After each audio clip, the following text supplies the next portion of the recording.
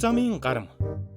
Эрхэм жолооч та замын хөдөлгөөний дүрмийн 17 дугаар хэсгийг санаж байна уу? Арай санахгүй байгаа юм биш биз? Яагаад гэвэл жолоодох эрхийн үнэмлэх авсан хүн бүр энэ хэсгийг санах ёстой.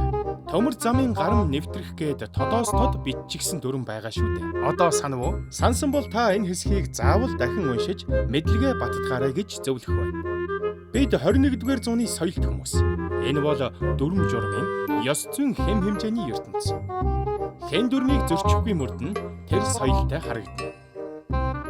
Хэн журмаас гажихгүй амьдран тэр аюул эрсдэлд орохгүй. Түүнээс биш тал нутагтаа хоньмол хариулж яваа мэтэр сэтгэж дур зоргоороо аашлаад байвал наад зах нь бүдүүлэг балмад харагдана. Наад зах нь амнаас эрүүл мэндээр хохирно. Ер нь та тээврийн хэрэгсэл жолоотон хөдөлгөөнд оролцож байгаа бол замын хөдөлгөөний дүрмийг наандаж цаандаж гэхгүйгээр үг үсэг орхилгүй чанд мөрдөх ёстой юм. Манай нэг найз байдаг юм л да. Ёстой ясны хөдөлмөрч сэргэлнэ. Үеийнхнээсээ дандаа нэг шат илүү алхана. Тэр маань биднийг хайрын зурвасаасаа давж сэтгэхгүй сурагч байхад жолооны курст сууж 2010 оны ихээр оюутан болж хотод ирэхдээ машинтай болж байна.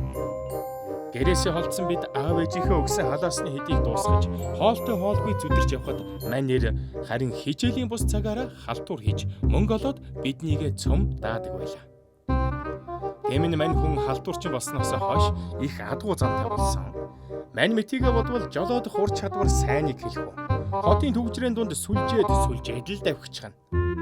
Нөгөө микроны босс кинонд гардаг шиг хөдөлгөөний дунд уралдаан зохион байгуулвал тэр зоолттой төрүүлнэ гэдэл бодчих.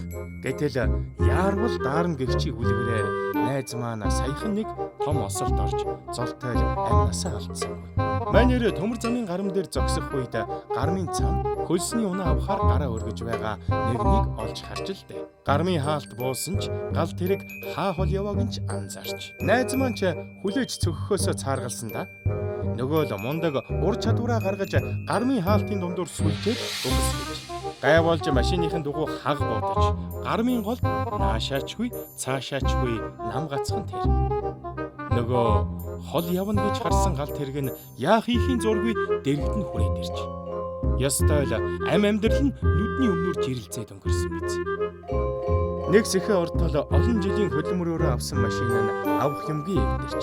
Дээрээс нь өөрөө дааж давшгүй өр төлбөрт унсан байх нь тэр. Уг нь гал тэрэг ажсан ачааныхаа жин бүрэлдэхүүний тооноос хамаарч тоормос хийснээс хойш даруй 800-аас 1000 м хүртэл явж байж сая зогсдгийг ухаж ойлгосон бол ийм юм болохгүйсэн. Ердөө 2 минут хүлээсэн бол бүх зүйл сайхан байсан. Гэвч өнгөрсөн цаг хугацааг яагаад ч ухрааж болохгүйг яалтай билээ. Ээдэ хүмүүс минь дүрм журмыг зүгээр ч нэг зохиочихд юм шүү. Амнасаа бүү эрсдэлд оруулах. Зогс, хар, сонс.